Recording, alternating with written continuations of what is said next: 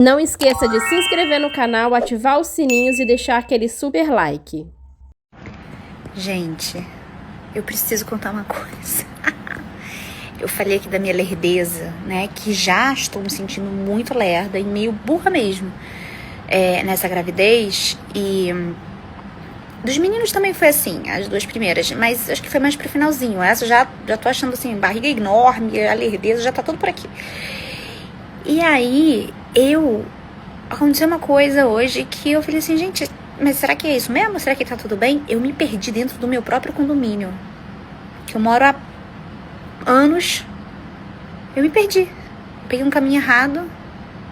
E aí, quando me dei conta, dei uma ré, mas sem saber exatamente onde é que eu tava.